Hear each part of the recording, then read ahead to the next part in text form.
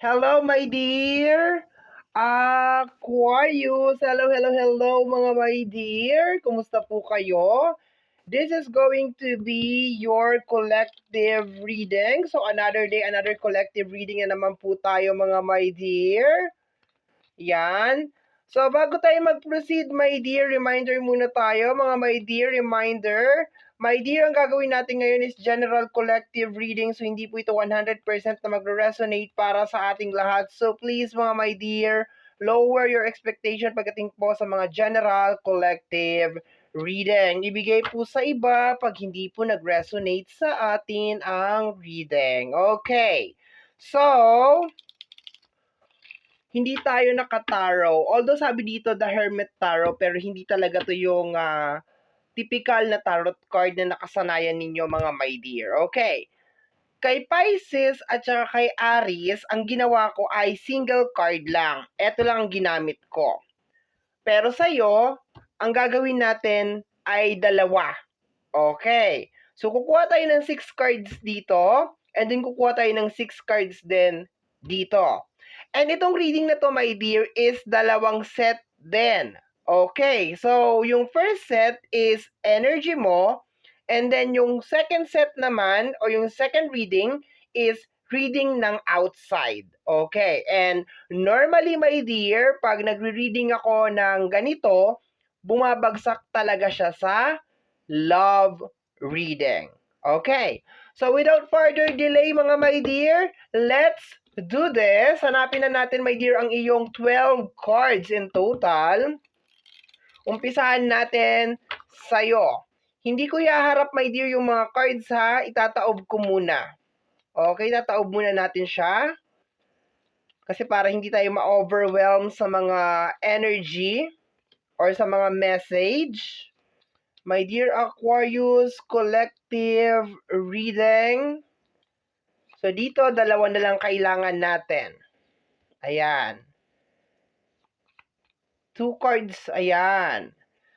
So, next is, kukuha naman tayo dito sa kabila. Kasi sa dalawang reading na in-upload ko recently, isang card lang ang ginamit ko, the Hermit Tarot lang ang ginamit ko.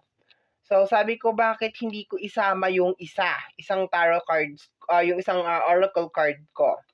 Okay? Tingnan natin, my dear.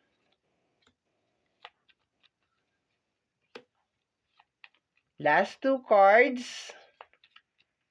Ayan, kompleto na. So, tingnan natin anong nangyayari sa'yo, my dear. Ayan, wait lang. Damputin lang natin. Mag-start tayo sa The Hermit Tarot. Your family won't like me. Okay? Your family won't like me. So, sinasabi mo dito, my dear, ayoko lang siya i-close, my dear, sa family. Posibleng meron mga circle niya, like family, friends, na parang pakiramdam mo ayaw sa'yo. In short, ayaw sa'yo ng side niya. Pakiramdam mo, my dear Aquarius, na hindi ka tanggap nung side niya. Okay? Kahit saang area man yon, sa family, sa friends, sa group, or something, di ba? Pakiramdam mo. Pero dito kasi, my dear, sinasabi, your family won't like me. Okay? So, parang pakiramdam mo. Yun ang nakukuha ko dito. Next is, okay, we have here, tatakpan ko to kasi baka magalit, may magalit. Okay, tatakpan ko to, ayan o. Yan. So, yan ay chuba chuchu.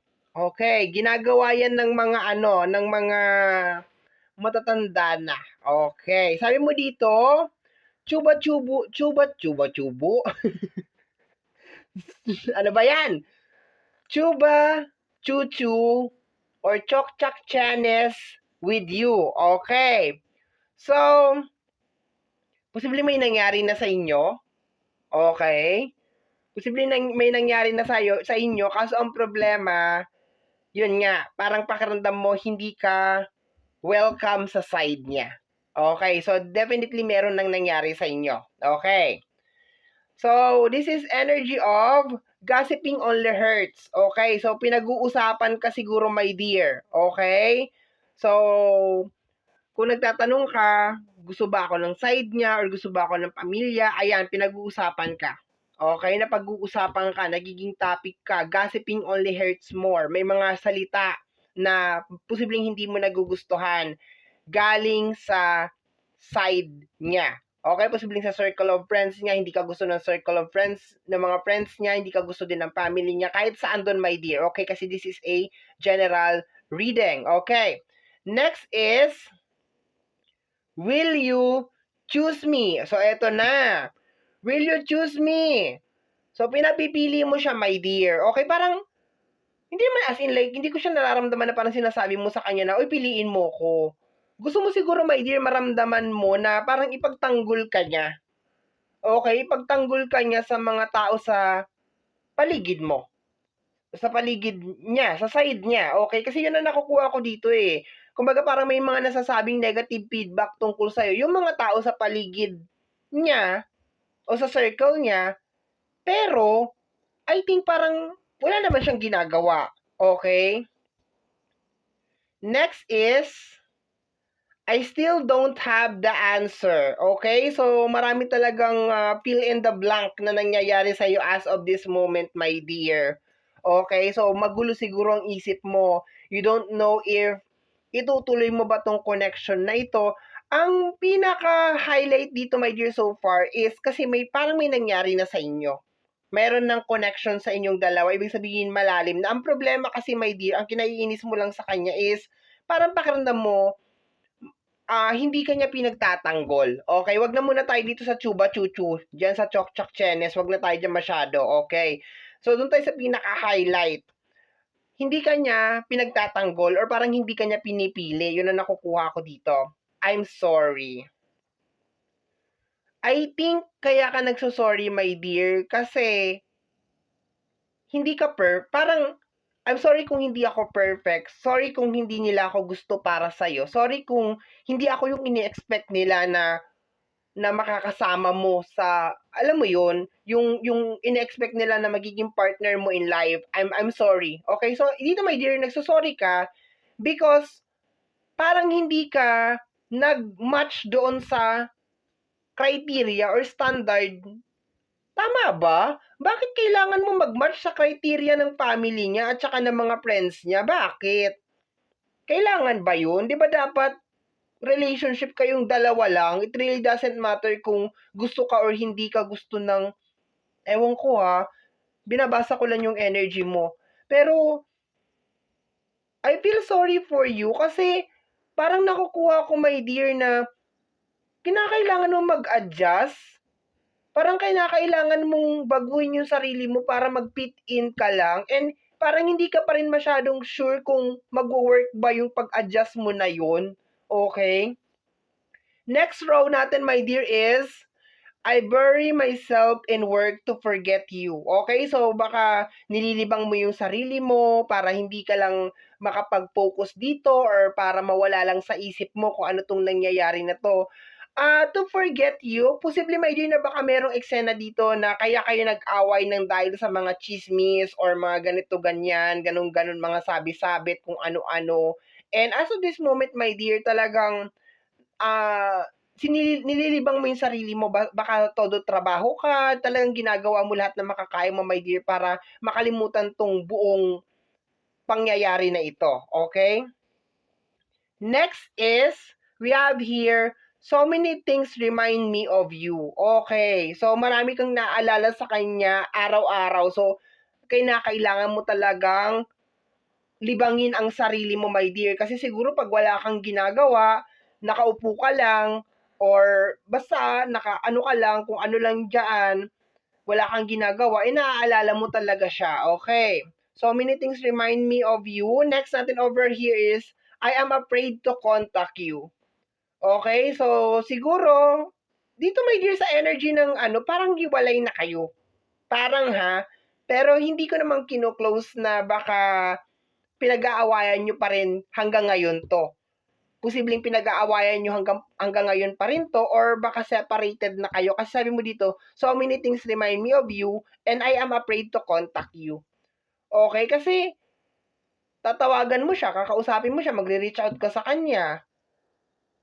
Ganun pa rin naman yung senaryo. Okay?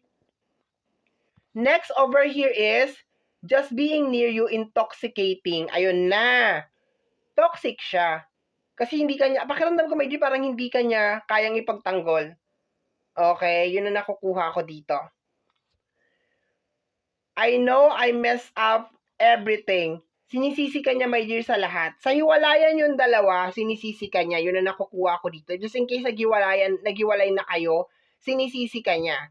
Kasi parang sinasabi niya na nag-overreact ka. Kasi sabi ko nga dito, my dear, sa energy ng your family won't like me, parang ikaw lang ang nakakakita nito. Parang ikaw lang ang nakakaramdam nito. Of course, 'di ba? Ikaw yan eh. Ikaw yung nakakaano diyan. Okay? We need to let go of each other. Ayun. I think medyo sumuko ka. Sumuko ka kasi una, hindi kanya kayang ipagtanggol, hindi kanya kayang ipaglaban sa pamilya niya or sa friends niya. Yun ang nakukuha ko dito, my dear. And nakakakuha ko dito, my dear, na parang ang tingin nila sa'yo, mababang klase ka ng tao. Parang ganon. Yung parang typical na, kaya ka lang inano niyan kasi dahil sa pera mo, dahil sa, yung mga ganon, may nare-receive ako na ganon ng mga energy na parang hinuhusgahan ka, which is, totoo. If just in case nagtatanong ka ngayon, kasi meron ka dito, I still don't have all the answer. If just in case nagtatanong ka ngayon, my dear Aquarius, if tama ba yung kutob ko na hinuhusgahan nila ako? Oo, hinuhusgahan ka nila, my dear. Mula ulo hanggang paa. Okay. Kaya hindi mo na kinaya, my dear. We need to let go of each other. Ayan o, binitawan mo na siya, my dear. Kaso, so many things remind me of you. Ibig sabihin talagang, mahal mo siguro talaga siya. Okay? So, let's go na tayo, my dear, sa ating outside na energy. Ayan. Outside na energy, tingnan natin kung ano ang reading naman nung kabila, okay? Kasi it's really unfair naman, my dear, kung ikaw lang ang i-reading ko, tapos yung isa, hindi natin i-reading, di ba? Tingnan natin. Okay, let's go tayo, my dear Aquarius. Punta na tayo sa outside energy. Tingnan natin. Last two cards, my dear. Last two cards tayo. Tingnan natin. Ayan. Kompleto na ba? 2, 4, 6. Ayan. So, kuha tayo dito, my dear. Additional cards. Baka nga ano yun eh. Parang, baka mama's boy. Yung mga ganon. Kung ano yung sinasabi ng pamilya niya o ng nanay niya or ano man, sinusunod niya talaga. Parang ganon na nakukuha ako sa kanya. Okay, so tingnan natin ha. Mama's boy or papa's mama or papa. Ewan ko ba? Parang ganon. Okay, so let's go na tayo, my dear. Punta na tayo sa kanya. Aquarius. Let's go tayo, my dear. Umpisa natin sa The Hermit. I meant what I said. Ibig sabihin, kung ano yung sinabi ko, ano yun? Yun, ibig sabihin yung hindi siya nagbibiro. Seryoso. O yun, seryoso ako sa kung ano yung sinabi ko. Yun ang sabi niya ha. Seryoso daw siya kung ano yung sinabi niya. Hindi ko alam kung ano pinag-usapan nyo. You are wrong. 'Di ba? Sabi ko nga sa iyo, my dear, doon sa reading mo, parang sinasabi mo siguro sa kanya na hindi ako gusto, bakit ayaw mo kipagtanggol sa pamilya mo or bakit ganon, parang hindi mo ako pinipili, parang mas pinipili mo sila, ako ang asawa mo, ako ang karelasyon mo, bakit ganon na nakukuha ko doon sa kabila. Ngayon sabi naman niya dito, my dear, you are wrong. Mali ka daw. Okay. I have so many choice. I have so much desire for you. Sorry. I have so much desire for you. Ibig sabihin, gustong-gusto ka daw niya. Okay? Gustong-gusto ka niya. You have so many choice and option. Ayun. Sabi ko sa'yo, my dear eh. Sabi ko sa'yo kanina eh, mababa ang tingin sa'yo ng mga tao sa pamilya niya or sa circle niya. Okay, ngayon, syempre, nagkekwentuhan sila, my dear. Yung kwento nila is parang, ay, ganito yan, ganyan, basta yung something na mababa na kwentuhan, okay? Kaya siya nakapagsalita ng ganito, my dear. You have so many choice and option. So parang sinasabi niya, marami ka naman manliligaw dyan eh, marami naman magkakagusto sa'yo, madali mo lang ako palitan, kaya ka siguro nagkakaganyan eh, ganon-ganon. So in short, my dear, ang sumira sa relasyon nyo ay ibang tao. Ano to, my dear, pakiramdam ko, talagang sinadya na magkahiwalay kayo. Yun ang nakukuha ko dito. Parang sinadya to, my dear, na magkahiwalay kayo or gusto na magkahiwalay kayo. Kung hindi pa naman kayo naghihiwalay as of this moment, tapos ganito yung issue nyo, na ganito yung away nyo, my dear, problema nyo, ibig sabihin, sinasadya na mag-away kayo at maghiwalay kayo. Ibig sabihin, sinisiraan ka. Okay? I miss you. Do you? O, namimiss ka niya, my dear eh. Mahal ka niya. Kaso, ang problema, parang mas naniniwala siya doon sa mga, nakapaligid sa kanya. Okay, namimiss ka daw niya. Ayan. There is someone else. Okay. So, parang hinuhusgahan ka niya siguro, my dear, na meron kang iba. 'Di ba? Ang liwanag dito sa side niya, my dear, na talagang na brainwash siya nung mga tao sa paligid niya na madumi ka na tao, na trabaho mo yan, yung ganun talagang na brainwash, my dear, na meron kang third party, yung ganun na nakukuha ko, my dear, okay. So, baka isa din yan sa pinag-aawayan nyo, my dear, mga third party, okay. So, tingnan natin. Next, my dear, is, I am grateful for the spiritual lesson, okay? Nagkapasalamat pa rin daw siya, my dear, na dumating ka sa buhay niya, okay? I want to tell you how I feel. Gusto kanyang kausapin, my dear, pero parang may pumipigil eh. Gusto kanyang kausapin, gusto niya mag-reach out, my dear, pero may pumipigil. Okay. I can stop thinking about you. Kita mo, my dear, mahal ka nito. Ang problema lang sa kanya is sana magkaroon siya ng sariling disposition sa buhay. Yung wag na siyang makinig sa pamilya niya, sa mga sabi-sabi sa paligid. Yung sinisira kayo, my dear, sinira kayo, my dear, ng mga tao na nasa paligid. Okay? Especially sa side niya. Okay? Yun ang nakukuha ko. I couldn't let you get closer to me. Okay. So, I couldn't let you get closer to me. Okay? So, I can stop thinking about you. I want to tell you how I feel, pero I couldn't let you get closer to me. Ayaw ka niya na parang iniiwasan ka niya. Yun ang nakukuha ko, my dear. Pero namimiss ka niya. Okay, namimiss ka niya, gusto ka niyang kausapin, pero may something, may pumipigil talaga, my dear. Okay? I know that I crossed the line. Okay, alam niya rin naman daw, my dear, na minsan may mali siya. Alam niya, aminado naman siya, or nare-realize niya na as of this moment na minsan sumusobra din siya. Okay? And normal lang naman sa relationship yan. Okay? So, at least medyo aminado siya sa part na to, my dear, na nagko-cross minsan siya sa line, okay? Or sa mga sinasabi niya, okay? Kasi sabi nga dito, I meant what I said. Pero sana hindi niya na sinabi yung mga bagay na yun or hindi ka na sana niya hinusgahan. Okay? You were the best thing in my life. Ibig sabihin, my dear, isa ka sa mga pinakamagandang nangyari sa buhay niya. Kasi sabi nga dito, I'm grateful for the spiritual lesson. Ibig sabihin, pinagpapasalamat niya talaga, my dear, na dumating ka sa buhay niya. Kaso ang problema dito kasi, my dear, meron talagang mga tao na hindi talaga magiging masaya. Alam mo yan. Meron talagang mga tao na hindi talaga magiging masaya sa pag-iibigan ng dalawang tao. Lalo na kung ang pamilya Kaya nga sinasabi minsan pag meron ka ng asawa, dapat hindi mo hinahayaan na yung pamilya mo nakikisawsaw sa gulo ninyong mag-asawa. Ang problema, ayan, na inayaan niya makisawsaw, okay? Or, ang pinaka-worst, kaibigan niya, 'di ba? Relatives niya. Okay, mga kapitbahay, 'di ba? Kahit sino, my dear, dapat hindi talaga 'yan pinasasali sa or pinapapasok, my dear, sa loob ng relationship, okay?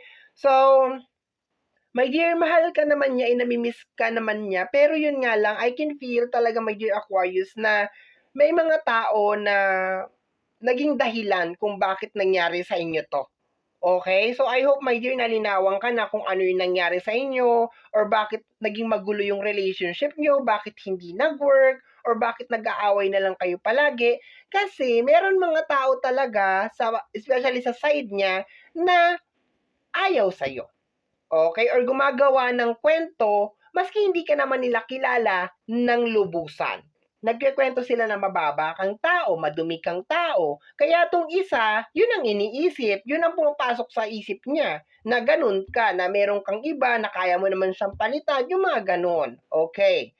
So, my dear, yan ang iyong collective reading. Somehow, my dear, kung nagustuhan mo to, especially kung napadaan ka lang, don't forget to subscribe. Pakiclick, my dear, ang notification bell para ma-update ka sa aking mga upload. And free to like, free to share, free to comment sa lahat po ng ating mga videos. Once again, my name is RJ, also known as Apo J. Maraming salamat po, and until next time, bye-bye. Thank you, my dear.